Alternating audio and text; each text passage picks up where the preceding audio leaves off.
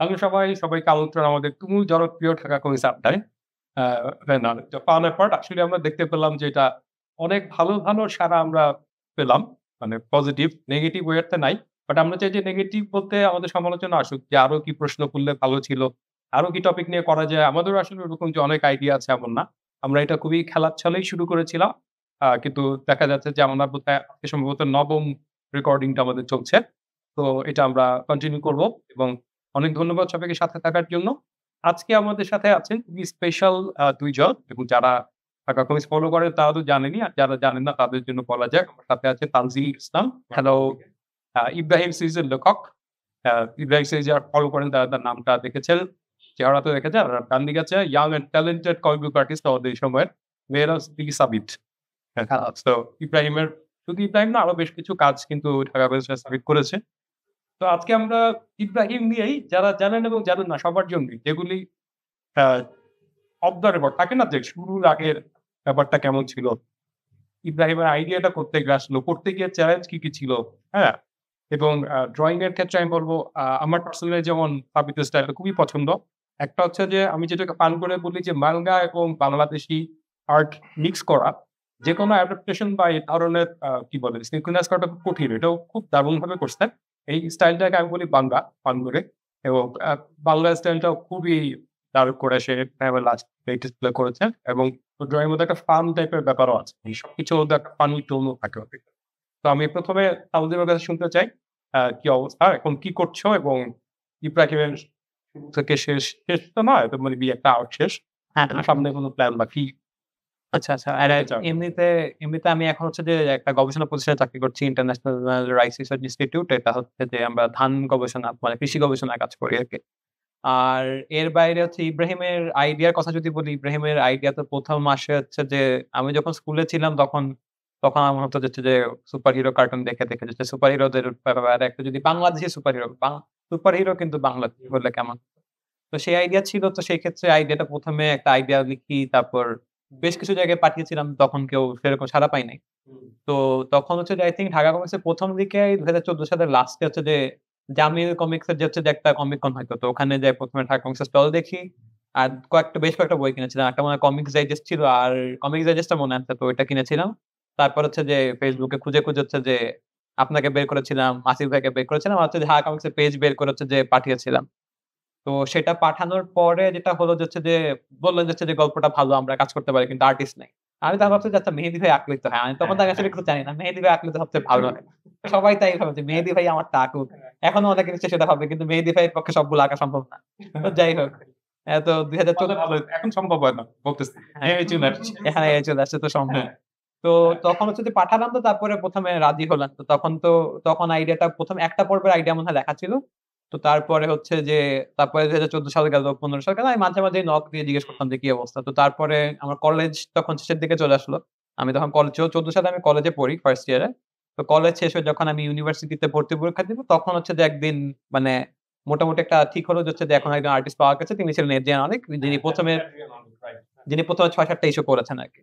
তো তখন তার সাথে পরিচয় হলো ঢাকা কমিক্স স্টুডিওতে। এখানে তখন স্টুডিওটা ছিল না। ওইটা তখন ঢাকা কমিক্স তো ১ম অফিসে মনে হয়। তেজগাঁতে ১ম অফিস। এটা তো এই অফিসে যারা এসেছেন তারা জানেন যে এটা মোটামুটি বেশ বড়সড় একটা অফিস। কিন্তু ওটা একটা খুবই ছোট একটা রুমের মধ্যে হচ্ছে যে ১০ ফুট আচ্ছা খুবই স্পেসিফিক। ওখানে মেহেদী ভাই বসতো, আসিফ ভাই বসতো। তো তখন ওখানে গিয়ে ১ম মিটিং হলো যে হচ্ছে যে আমরা এটাকে বের করব এবং সেটা আমরা বের করব হচ্ছে যে একটা নবীন সিরিজের ব্যানারে বের করব। তো, তখন আরকি ২০১৬ সালে এটার ১ম ঠিক হলো যে বের হবে। তো তখন যখন বের হতে ২০১৭ সালের বইমেলা। তখন আমি ইউনিভার্সিটির স্টুডেন্ট হয়ে গেছি। তো তখন আমার জন্য খুবই একটা এক্সাইটিং সময় ছিল যে হচ্ছে যে আমি যখন ইউনিভার্সিটিতে ১ম ঢুকলাম, তখনই কমিক্সটা বের হয়েছে। তখন আমি মাত্র সদ্য যেটা যে বলে সবই নতুন লাগে, রঙিন লাগে। সেরকম সময় ১ম বইটা বের হওয়া very interesting feeling, very nice feeling মানে on the top of the world আরকি হচ্ছে যে যখন বের হলো আরকি। তো তার আগেও খুব আরকি যে খুব উৎকণ্ঠায় দিন কাটছিল যে ফেব্রুয়ারি ১ তারিখ থেকে ২২ তারিখ চলে গেছে কিন্তু বের হয় নাই। তো বের হচ্ছে কবে বের হবে? পরে ২২শে ফেব্রুয়ারিতে এসে বের হলো। নবীন কমিকস এর পার্ট হিসেবে। তো তখন হচ্ছে যে কেমন ছাড়া আসবে জানতাম না। তো তখন আসলে আই থিংক তো ইব্রাহিম এতদিন চলার পেছনে আই থিংক তখন হচ্ছে যে আমার যারা পরিচিত আছেন তাদের একটা বড় ভূমিকা ছিল এই কারণে যে হচ্ছে যে তারা সবাই গিয়ে কিনেছেন। তো সেই ক্ষেত্রে হচ্ছে যে ভালো হোক খারাপ হোক। সো তারা হয়তো অনেক বয়স্ক মানুষ তাদের হয়তো সুপার হিরো নিয়ে কোনো আগ্রহ নাই। কিন্তু আমার জন্য কিনেছেন। তো তারপরে তো এই এতগুলো ইস্যু বের হচ্ছে। বাট তখন ওইটা আমার জন্য খুবই অনুপ্রেরণাদায়ক ছিল। তো সেটা খুবই একটা ভালো অভিজ্ঞতা ছিল। আর তখন তো ওই যে নবীন কমিকস এর মধ্যে এটাই ১ম নবীন কমিক্স ছিল।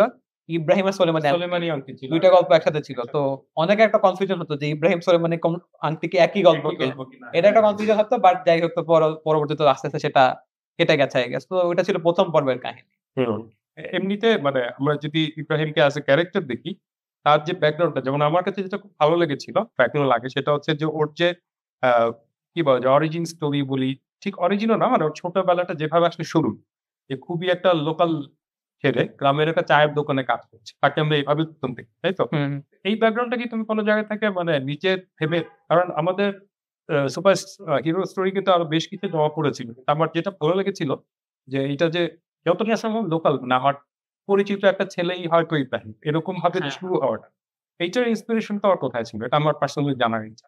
এটা ইন্সপিরেশনটা ছিল মানে আমি চিন্তা করছিলাম যে মানে এটা তো আমেরিকান পার্সপেক্টিভ এ হবে না। মানে বাংলাদেশী হুম। পার্সপেক্টিভ এ হইতে হবে। তো তখন আসলে আমি বাংলাদেশী পার্সপেক্টিভ এ কিভাবে বলা যায়?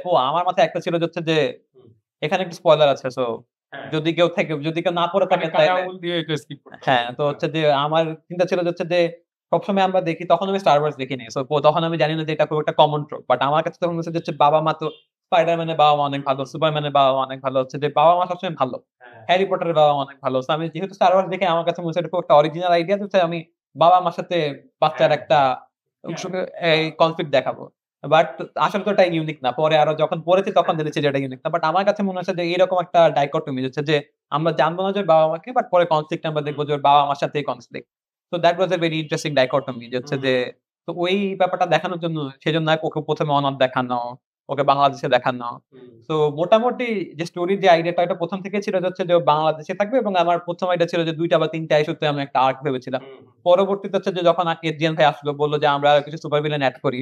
যেরকম ওই সুপার ভিলেনের আইডিয়া গুলো যেরকম কিন্তু ওরও ছিল। অনেক আইডিয়া তারও ছিল যে মোস্তফার আইডিয়াটা যেরকম এটা যেরকম আমার আইডিয়া না। হ্যাঁ। বা সিরা শিকদারের আইডিয়াটা যেরকম আপনার আইডিয়া ছিল। সো এখানে একটা মানে কোলাবোরেটিভ কমন অবশ্য মানে যে অনেক এরকম আশেপাশে টিমের থেকে অনেক ধরনের অনেক আইডিয়া আছে।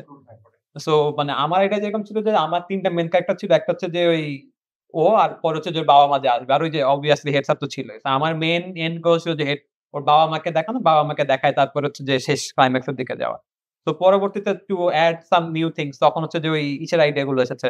ওই শিলা শিকদার বা হচ্ছে যে দীপ্তি বা হচ্ছে যে ওই সুপার ভিলেন এর আইডিয়া গুলো হচ্ছে যে আস্তে, আস্তে এড হয়েছে। তো সেইটাই আমার আইডিয়া ছিল যে হচ্ছে যে বাংলাদেশী প্রেক্ষাপট থেকে দেখানো যে হচ্ছে যে এবং এই ট্রোপটাকে ভাঙা যাচ্ছে যে বাবা-মা সবসময় ভালো না সেটা। কিন্তু আসলে তো ওটা ইউনিক ছিল না আরকি। ফ্যান্টাস্টিক। আমরা এখন সাবিতের সাথে যেটা আমার আলাপ সেটা হচ্ছে কিন্তু হঠাৎ মানে বলা যায় যে ল্যাটারাল এন্ট্রি এবং এটা আগে করতে হবে এটা তুমি হয়তো জানতাম না। আমি ঠিক জানি না। তুমি কি শুরু করার আগে কি প্ল্যান করছিলা তখন? হ্যাঁ, ও একটাই যাক, করছি। ফানা। হ্যাঁ, আ ওটা হচ্ছে কিনাও করি। আ এই তাহলে আর ইন্টারনি হচ্ছে ভেরি সরি। আর এটা কিনে করি না। আমি স্টিল রিমেম্বার কলেজের ফার্স্ট ইয়ারে আমি এখানে হচ্ছে তখন উত্তর দিনাজপুর পড়ি। আ জসীমউদ্দিন ব্যাংক জায়গায় ছিনি ছোট লাইব্রেরি। কিসের জুস খাচ্ছিলাম। রাজলক্ষ্মীর দোতলা। হ্যাঁ, ইয়েস। ওদিকে হচ্ছে নাকি আমরা জুস খাচ্ছিলাম নিচে দাঁড়া পাশে একটা স্টেশন আছে। ওখানে হচ্ছে দেখা করতে কয়েকটা কলেজ কাপ ছিল। তো ওইখানে হচ্ছে ইব্রাহিম ম্যান মেবি আ ৪-৫ ইস্যু তো একসাথে মনে হয় ছিল। ওইটার একটা ওই এনিওয়ে হ্যাঁ, তো ওই একটা ধরে হচ্ছে লেগে আমি জাস্ট পড়তেছিলাম। I was like wow! আচ্ছা এটা বাংলাদেশী সুপার হিরো। অ্যান্ড খুবই মজা লাগছে জিনিসটা। পুরোটা পড়তে পারি নাই। I was just shuffle করতে পরে দোকানদার তাড়া দিচ্ছে। হ্যাঁ, আমি বলছিলাম ভাই দিলেন ম্যাম। আচ্ছা ঠিক আছে। তার বছর খানেক পর ইউনিভার্সিটি ফার্স্ট ইয়ার ফার্স্ট ইয়ারের দিকে আমি কোন একটা কনটেস্ট জিতছিলাম। এদিন আমাকে রোহান ফারহানের কয়েকটা বই পাঠায়। তো আমি রোহান ফারহান পুরোটা পড়তেছিলাম। অ্যান্ড একটা জায়গায় মেহেদী ভাই ক্যারেক্টারের ৬ টা আঙুল দেখি। ৬ টা কিসের। আমি স্ক্রিনশট নিয়ে মেহেদী ইউনিভার্সিটি এনে ইউনিভার্সিটি এটা বলার পরে হুট করে আমি কি থেকে জানি বলবো, "এই ইব্রাহিমের কমিক আছে এটা করবা?" লাইক হ্যাঁ, বলি সে কি ভাই অবশ্যই করব। অ্যান্ড তারপরে থেকে হচ্ছে like the whole thing started and it was very motivating, inspiring and everything. And খুবই অনেক ভালো EXP গেম এখান থেকে মেহেদী ভাই গাইড ছিল। ভাই ছিল স্ক্রিপ্ট পূজারি এটার আগে কি তুমি স্ক্রিপ্ট সরি এটা করতেছি মানে স্ক্রিপ্ট পেয়ে ওইটাতে একটা ফুল এরকম কমিক্স কি এর আগে করেছিল নাকি এটা ১ম ছিল? মানে না। ১ম বই, কমিক বই যদি বলি সেটা কি ইব্রাহিমই নাকি আর কিছু? হ্যাঁ। আচ্ছা। তাহলে এটা আরো স্পেশাল এই কারণে। হ্যাঁ, এর জন্য এটা অনেক বেশি স্পেশাল। এর জন্য আমি কেউ আমার কাজ দেখতে আসলে আমি ফার্স্ট হচ্ছে এটা ধরায় দিই। হ্যাঁ, কারণ এটা একটা বুক। হ্যাঁ, তুমি একটা না, তুমি কয়টা আঁকলে মোট? আমি ৪ টা 7, 8 হ্যাঁ ৪ টা। ৭, ৮, ৯ জন। না। একটা অনিক সরকার মাঝখানে। ওটা ৬ নাম্বার। ৬ অনেককে আমরা আজকে পাই নাই। মানে তো ওরটা খুবই সুন্দর ছিল ওটাও। হ্যাঁ, আপনার আমার অনেকটা ড্রয়িং খুব ক্লিন মানে খুব সুন্দর। প্রথমেই কিন্তু বলতেছি যে প্রত্যেকেরই নিট অ্যান্ড ক্লিন যেটা আবার আমরা সবসময় চাই কমিক্সে। মানে আমরা যেটা দেখে অভ্যস্ত যে নিট ক্লিন ড্রয়িং। গ্রাঞ্জি গুলো যে আমার প্রতি বাস্তবে অনেক এক্সপেরিমেন্টাল কাজ দেখি। ওইটা আমার সবসময় কনফিউশন থাকে যে এটা কি আসলে কমিক বুক স্টাইল মানে আমাদের পাঠকরা কিভাবে নিবে। তোমার এইটা বা অনেকেরটা আমি দেখলাম যে অ্যাড্রিয়ান ছিল এস্টাবলিশডই করছে। ওইটা ওরা খুব ভালোভাবে নিছে। ইভেন তোমার যে আমি টেকনিক্যাল সাইডে বলতেছি এই যে টোন হাফ টোনের ইউজটা বা স্পিড লাইন ম্যাঙ্গার কিছু থাকে না যে ফোকাস লাইন এটা সেটা ওইটার ইউজটা সব মিলে খুব এটা লেখক আরো ভালো বলতে পারবে যে তোমার কাছে ওর মানে আমি যদি বলি এটা ঠিক কম্প্যারিজন না তারপরও মানে তোমার সাবিতকে তুমি কত ১০ এ কত দিবা কিছু সার্ভিসকে ১০ এর তো ৮ ৯ তো দেয়া যায়। মানে বেশ ভালো। এটা যে এক হাতে রেখে দিচ্ছে। এক হাতে রেখে দিছে আবার মনে হয় ১০ এ ১০ ই দিল মানে নিজের 10 পয়েন্ট হ্যাঁ, এটাই হ্যাঁ। আচ্ছা এরপরে তোমার মানে আমি যদি ২ জনকেই বলি বা আমি এর আগে পরেরটাতে যাওয়ার আগে একটা কথা বলে নিই। যে হচ্ছে ও বলছিল উত্তরে একটা লাইব্রেরি থেকে। So I think Dhaka comics যখন হচ্ছে যে মানে ঢাকা কমিক্স যে ছড়াইছে মানে আমরা যে ঢাকা শহরে বই দেওয়ার মাধ্যমে যে ছড়াইছে আই থিংক ওইটার একটা প্রমাণ যে হচ্ছে যে অনেকের মধ্যে বড় একটা ইন্ডিকেটর অনেক ইন্ডিকেটর হ্যাঁ, যেটা একটা বড় ইন্ডিকেটর যে আমরা মনে করছি যে হচ্ছে বইগুলো দিয়ে কোনো লাভ হয় নাই। এবং এটা কিন্তু বিল সেল হয় নাই। হ্যাঁ, বিল কালেকশন হয় নাই। বাট এটা অন্যভাবে হ্যাঁ, বিল কালেকশন হয় নাই বাট ওটা ফেরত আসছে এখন। তুমি যেটা আরো ভালো জানো কারণ ১ম দিকে তো আমরা একসাথে এই যে বিল কালেকশন এটা সেটা এইরকম কাজেও তুমি বেশ কিছু আমাদের সাথে যুক্ত ছিলা যে কি করা যেতে পারে। হ্যাঁ। তো অনেক প্রিভিয়াস জায়গা থেকেই ছিলাম। আচ্ছা এরপরে সামনের প্ল্যান কি? মানে আমি যদি ইব্রাহিম নিয়েই বলি, তোমার পার্সোনাল কোনো প্ল্যান? যেমন আমার তো মনে হয় আমি যদি আমাকে যদি জিজ্ঞেস করো, আমাদের ক্যাপাবিলিটি থাকলে মানে আমরা তো আসলে সবকিছুই করতে চাই যে ইব্রাহিমের ওয়াইডার প্ল্যানিং হ্যাঁ, মানে এবং এটাকে রিটোল করে আরো নতুন লেয়ারে এক ছবি তুমি বলতে পারো নতুন করে। বা এটার যদি আমি বলি যে মার্চেন্ডাইজ যারা এভাবে ফলো করে তাদের জন্য অনেক কিছু পসিবল বানানো। মানে একটা যেমন ইনভিনসিবল একটা সিরিজ এখন অ্যামাজন ছবি হচ্ছে ওটা আমরাও করতে পারি বাংলাদেশে কেন? অবশ্যই এটা ওইটার সাথে কম্পেয়ার কিছু নাই। বা এটা এমন না যে অ্যানিমের মতোই হতে হবে তা না। আমরা আমাদের করতেই পারি। কোনো কিছু প্রস্তুতি না বা ভাবলে মানে এসব প্ল্যান কি? মানে ভবিষ্যৎ প্ল্যান কি? মানে অবভিয়াসলি এটা কালকে যা তুমি এখন শিখাতে বাইরে যাচ্ছ ওইটার পরে কিছু আমার প্ল্যান আছে বা কোনো হ্যাঁ, সো বেসিক্যালি হচ্ছে যে মানে অবভিয়াসলি আমি যদি পারি তাহলে তো অবশ্যই মানে আমি তো খুবই খুশি হব যদি হচ্ছে ইব্রাহিমের একটা অ্যানিমেশন হয় বা যদি হচ্ছে যে অন্য কিছু হয়। আর সো সেটা অবভিয়াসলি আমি খুবই খুশি হব। সো সেটার যদি স্কোপ থাকে I will be very open to it. So এবং এটা আসলে কখনোই আমার কাছে একটা অর্থনৈতিক এনডেভার ছিল না। কারণ হচ্ছে যে আমার চাকরি সবসময় অন্য জায়গায় ছিল। তো সেক্ষেত্রে যদি মানে এটা অর্থনৈতিক দিক থেকেও না, I will be very happy যদি ইব্রাহিমের কিছু একটা হয়। যদি একটা অ্যানিমেশন হয় বা যদি অন্য কোনো যদি আমি ইব্রাহিমের যখন গ ঢাকা কমিক্স থেকে যখন টি-শার্ট অফিসিয়ালি বানানো শুরু হয়নি। তার আগে কিন্তু আমি হচ্ছে যে ইব্রাহিমের ১ম যেটা আমার তো এটা নিয়ে অনেক এক্সাইটমেন্ট ছিল।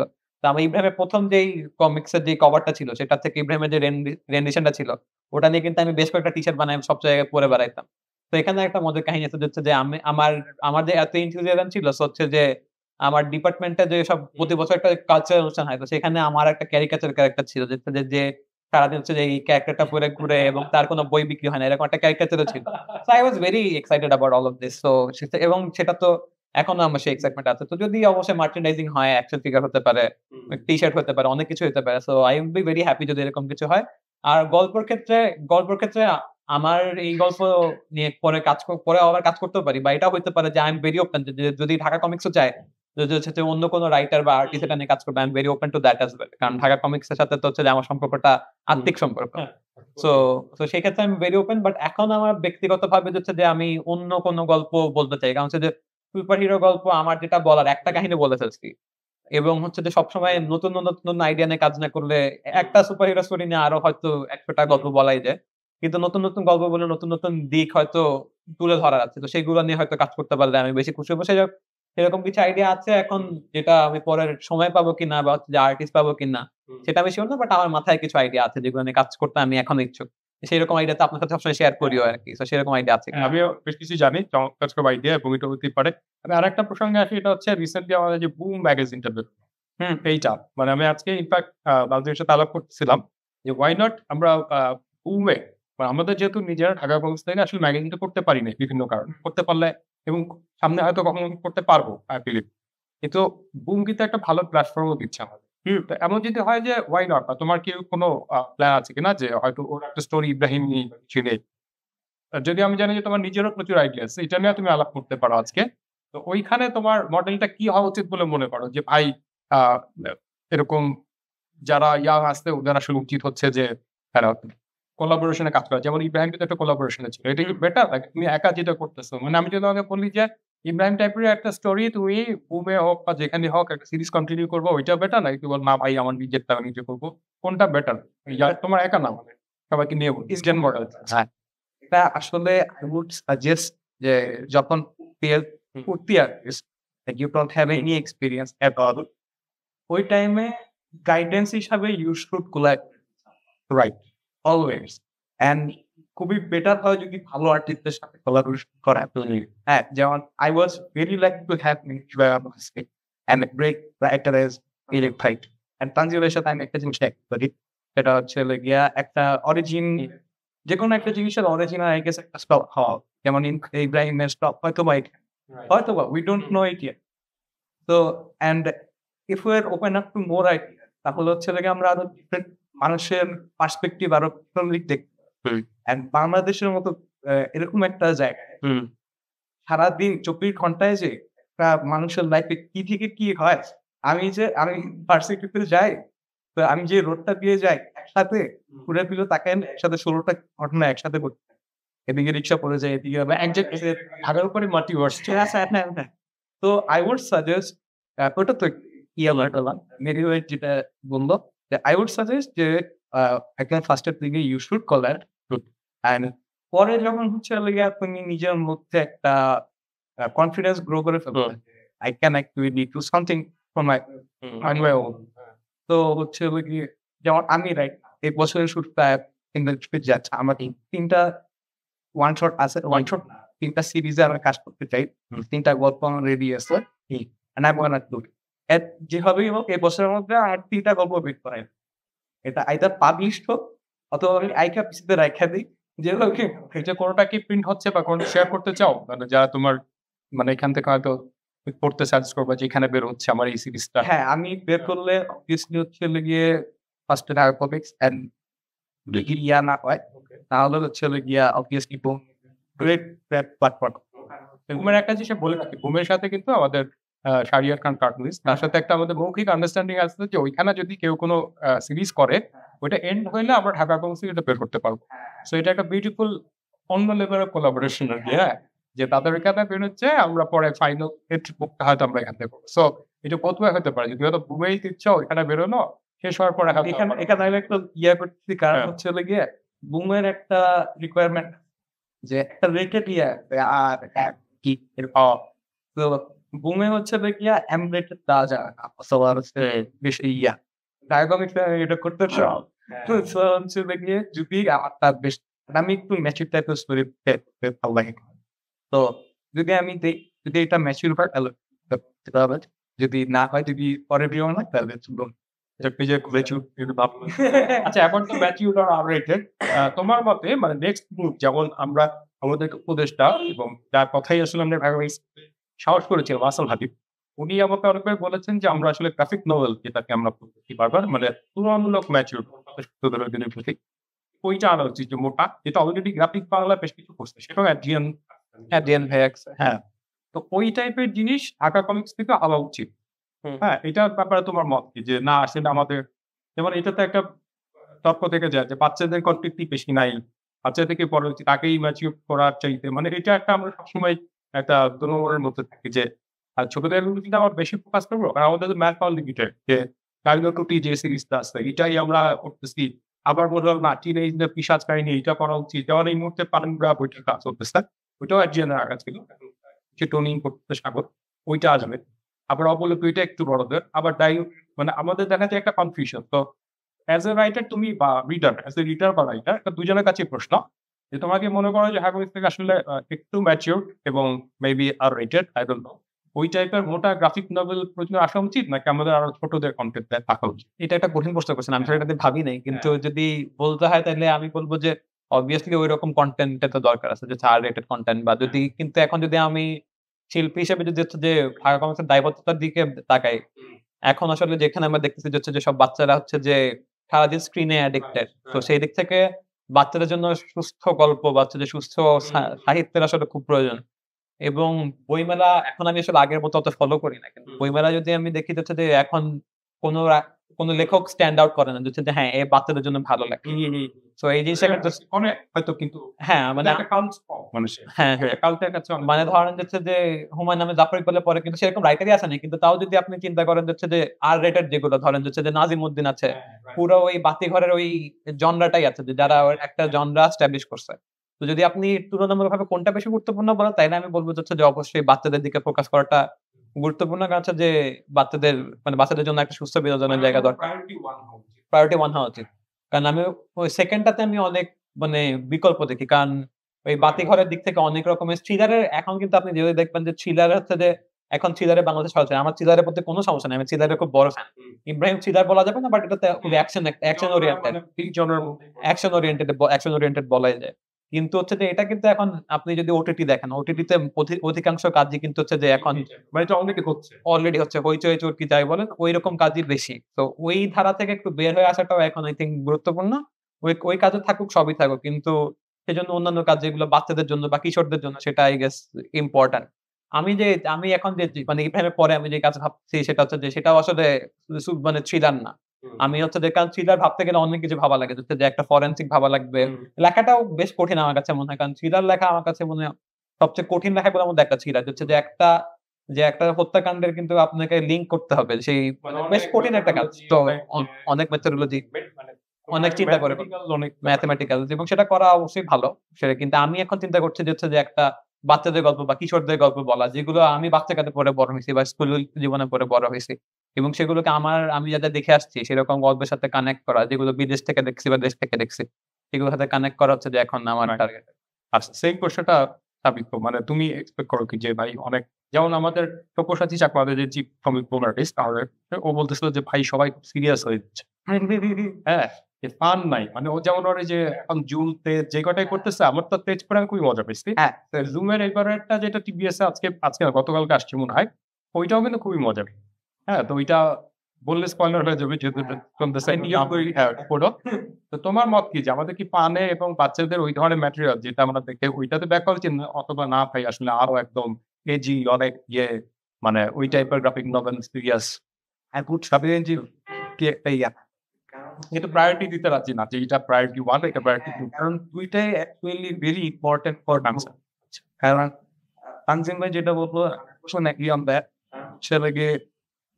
ছেলেপেলে যদি যারা আমরা যে পড়তেছি পড়ার অভ্যাসে কিন্তু ছোটবেলা, লাইক ছোটবেলা থেকে যে গল্পগুলো পড়ছে ওটা থেকে বড় হয়ে এখন ছেলে গিয়ে আমার কোনো একটা জায়গায় বাদে করো বা যেমন বই শোনা, এখানে কি আমরা বই কিনতে আগ্রহী করি।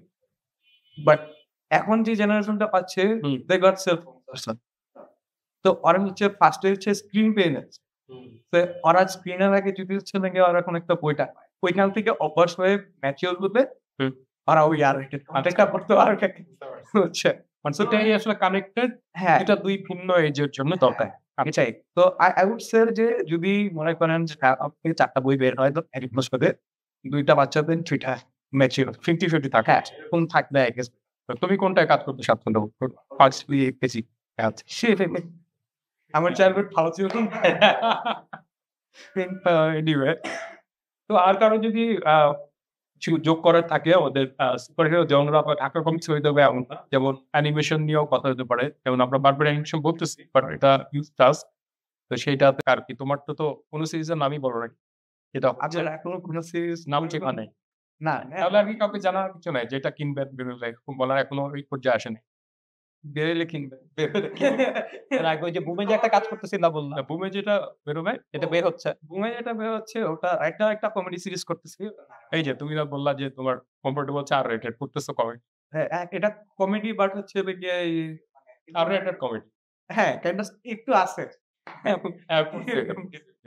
নারে মামা কি জানি? হ্যাঁ, নারুবাই। ওটা হচ্ছে একটা সিরিজ। তো প্রত্যেক এপিসোডের হচ্ছে হলো গিয়ে অথবা প্রত্যেক ইস্যুতে একটা করে স্টোরি শেষ হবে।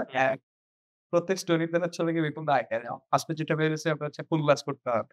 তো আমরা বেসিক্যালি পুরো জিনিসটা হচ্ছে আমার ক্লাস 7 লাইক এক্সামে করছি। তো সেটাই বললাম and it was very funny. তো ওটা এখন লুক ব্যাক করে হচ্ছে হলো গিয়ে কিশোরী ডিজাইন করে আমরা ক্লাস ফাঁকি হয়ে যাইছিলাম আরকি। স্যারের ব্যাট তো ব্যাট পারি নাই। স্যারের কাছে শান্ত কোনো এক জায়গা থেকে একটা ব্যাট ম্যাচ করে নিয়ে এসে ঝগড়া করছে। সেটা তো এটা ছিল একটা। আর আরেকটা ছিল হচ্ছে আ পিকআপে উঠা নিয়ে আচ্ছা, এটা স্লাইস অফ লাইফ কি বলা যায়? হ্যাঁ, একটা স্টাইল করেছি। ইয়েকে ইব্রাহিম এই যে ইব্রাহিম নিয়ে বা অন্য কিছু নিয়ে আর কোনো প্ল্যান বা কোনো করার যেটা বললা যে নতুন একটা গল্প তোমার সাথে শেয়ারও করছে। মানে ওইটা যদি দর্শকদের উদ্দেশ্যে যদি বলতে চাও যে একটু যে এরকম আমার একটা যদি কিছু বলার থাকে তো হ্যাঁ, হ্যাঁ। এটা বললে আমি শেষ করব। সো মানে বেসিক্যালি ইব্রাহিম নিয়ে তো এখন আপাতত সেকেন্ড কোনো আর্কের প্ল্যান নেই। আমাদের কম্পাইল হবে। হ্যাঁ, ৩ টা বই আউট অফ প্রিন্ট বা ৩ টা ইস্যু। ওই ৩ টা হলে আমরা এটা টিপিবি আকারে নিয়ে আসবো।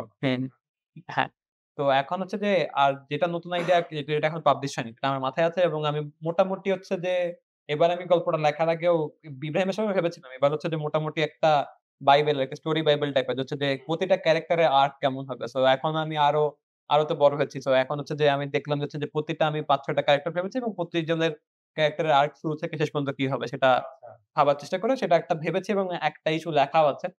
তো এটা হচ্ছে যে আমি ১ম এ নাম ভেবেছি হচ্ছে বৃত্তের বাইরে। সো বৃত্তের বাইরে হচ্ছে যে কারণ আমরা দেখি যে মানুষ হচ্ছে সবসময় নিজস্ব যেই চক্রটা থাকে বা নিজস্ব যেই আর ক্যারেক্টার থাকে সেখান থেকে বের হওয়াটা অনেক কঠিন। মানে নিজস্ব যে স্বভাব থেকে বের হওয়া। তো বা আমাদের যেটা স্বভাবগত চরিত্র আছে বা হচ্ছে যে আমাদের যে অভ্যাস আছে, খারাপ অভ্যাস যেগুলো আছে সেগুলো ভাঙা অনেক কঠিন। তো এরকম আমি কিছু চরিত্র দেখাবো এবং তাদের আর্ক গুলো দেখাবো যে তারা কেমন মানুষ, তাদের ইনার কনফ্লিক্ট গুলো দেখাবো আরকি। এবং কে ভালো কে খারাপ মানে কোন ভিলেন আসলে থাকবে না। কিন্তু হচ্ছে যে একটা স্কুলের একটা গল্প এবং সেখানে কোন মানুষ কোন কাজটা কিরকম ভাবে করে এবং কেন করে। মানুষ খারাপ কাজ করলে তারও পিছনে অনেক কারণ থাকে সেটা কেন করে। ওরকম একটা কাহিনী নিয়ে আরকি কাজ করতে চাই। Thank you. আমার মনে হয় মোটামুটি অনেক কিছুই কভার করা হয়েছে। তা আমি পার্সোনালি যেমন ইব্রাহিম সিরিজটা নিয়ে খুবই হ্যাপি ফর সুন্দর একটা আর্ট শেষ হয়েছে এবং ১০ টাতেই তো শেষ হচ্ছে না? আমরা ফাইনালি ১০ তো মাঝখানে এমন ছিল যে ১০ বা ১১ বা কি জানি একটা ছিল। তো এটা আমি শেষটা। তো থ্যাংক ইউ এভরিওয়ান। সবাই অনেকক্ষণ বসে শুনলেন সেজন্য ধন্যবাদ। এবং পরবর্তীতে আমরা যিনি গেস্ট আসবেন যেটা আমাদের আজকে মাথায় আসলো এতদিন পরে যে ওই পোস্টটা দেওয়ার সময় আমি জিজ্ঞেস করব যে আরো কোনো প্রশ্ন আপনাদের আছে কিনা? ওই কমেন্টে প্রশ্নগুলি থাকলে পরে আমরা এগুলো যোগ করে ইভেন এখন যদি কোনো প্রশ্ন করেন আমরা হয়তো রিপ্লাই দিতে পারবো মানে কমেন্ট আকারে। আর নেক্সট ডে হয়তো আমরা আরেকটু কিভাবে কানেক্টেড হওয়া যায় আপনাদের প্রশ্নের সাথে সেটা একটা খুঁজে বের করার চেষ্টা করব। Thank you everyone. দেখা হবে আবার আগামী শুক্রবার।